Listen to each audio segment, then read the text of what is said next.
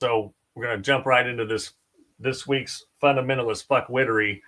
And this is a guy who has been on my radar for a while because I was on Twitter until about a year ago, whenever Musk really turned it into a Nazi hellscape. And this guy is Dale Partridge. Dale Partridge. He is a Reformed pastor who is the founder. He's the pastor of Kingsway Bible Church.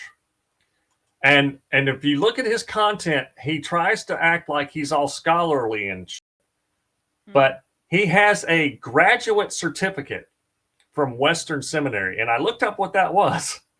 It's a 16 credit. It's a 16 credit certificate. It's not a degree. It's not a Master of Divinity degree. It's a certificate from a hyper-conservative seminary called Western Seminary, who believes in, infallible, entirely trustworthy, supreme authority in all manners of faith and conduct as the Bible, etc. The typical fundamentalist nonsense about the Bible. He is also the founder of Reformation Seminary. So I looked that up. They don't have any accreditation at all. And what they do is they help. They charge people $429 a month to go to a one-year program so that they can then go plant these Reformed churches that hold to the 1689 Westminster Confession, which Doug Wilson says that that's the confession that you choose, then you are a Christian nationalist by virtue of choosing that confession. But Dale Partridge is a Christian nationalist. And I've got a couple of really short clips here of Dale in his own words. And then we'll come out the backside and talk about marriage a little bit from Dale's perspective.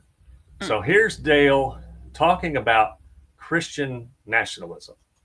Christian nationalism is the belief that because all nations belong to Jesus Christ, their governments and peoples ought to submit to Christ. This is not a theocracy in which the church controls the government.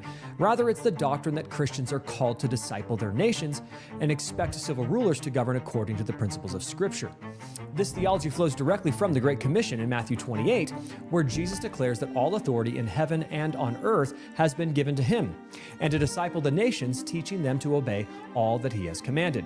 To be clear, Christian nationalists affirm a separation of church and state, but not a separation of God and state.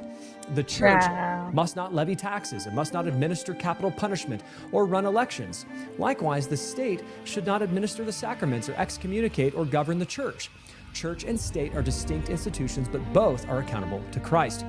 Ultimately, privatized religion is a myth. Whatever people worship, they will eventually demand that their government protect and promote it. So the question is not whether America will have a religious government, but which religion will dominate our politics. Will atheism rule America? Will Islam or Hinduism rule America? Or will homosexuals rule America?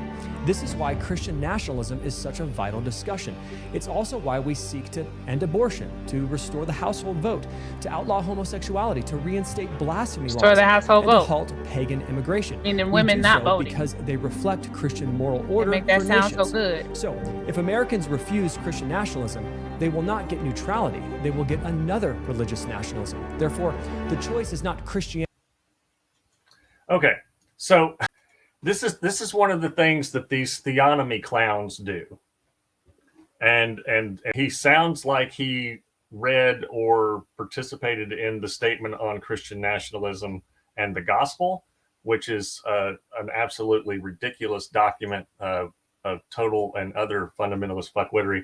But he's saying it's not a theocracy because the church isn't ruling everything, but he's fiddling around with definitions because they want Christian civil magistrates to be able to arrest people for not believing the right shit. But the government can't tell you what to preach in your church.